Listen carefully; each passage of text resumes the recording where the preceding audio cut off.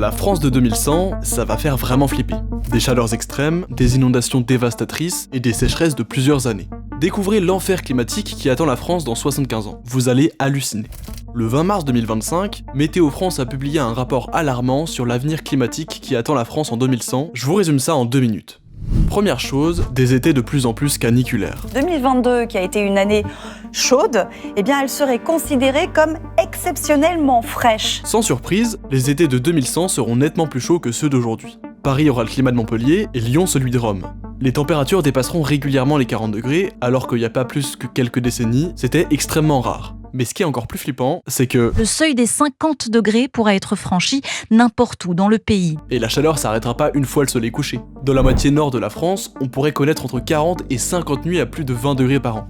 Et en ce qui concerne le sud, je vous en parle même pas. C'est complètement un autre pays qui racontait. Et c'est pas tout, les vagues de chaleur seront beaucoup plus fréquentes et plus longues. À terme, des canicules comme celles qu'on a vécues ces dernières années pourraient débuter dès la mi-mai et s'étendre jusqu'à fin septembre. Je vous apprends rien si je vous dis que les problèmes de santé risquent de fortement augmenter à cause de ces épisodes de température extrême. Deuxième chose, des pluies plus fortes. Le nord du pays va être balayé par des tempêtes. Le réchauffement climatique, c'est pas juste les températures qui augmentent. Il pleuvra de plus en plus et plus fort. En moyenne, on aura 15% de pluie en plus et jusqu'à 20% dans la moitié nord du pays. Et ces 20% de plus seront donc des volumes d'eau qui pourront ruisseler et contribuer donc à des phénomènes d'inondation. Troisième chose, davantage de sécheresse. Oui, les sols vont aussi devenir plus secs. Dans la moitié nord, on comptera 1 mois de sécheresse en plus par an, et jusqu'à 2 mois dans le sud. Ça pourra parfois même durer plusieurs années d'affilée. Autant vous dire que ça va poser des gros problèmes. Abandonner l'idée d'avoir du champagne. On aura moins d'eau pour l'agriculture, mais aussi pour produire de l'électricité, que ce soit avec le nucléaire ou les barrages. Quatrième point, un risque de feu de forêt généralisé. On aurait effectivement un risque de feu de forêt qui serait généralisé à l'ensemble du territoire. Le risque élevé d'incendie, qui concernait surtout le sud de la France, va s'étendre à tout le pays. Et pour le sud justement, ça va être encore pire. Le nombre de jours avec un danger très élevé va être multiplié par 2. Donc en gros, on aura 2 fois plus de forêts brûlées. Et forcément, ça veut dire plus de catastrophes, comme celle qu'on a vue récemment à Los Angeles.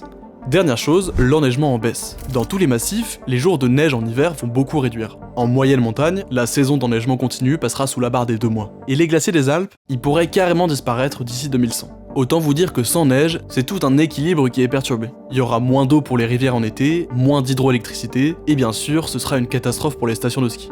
Du coup, la France ressemblerait à quel pays d'aujourd'hui en 2100 ? À aucun pays. Bon, au moins ça c'est clair. Tout ça, c'est pas sûr que ça se produise. Mais si on continue à utiliser les énergies fossiles comme aujourd'hui, c'est ce qui va se passer.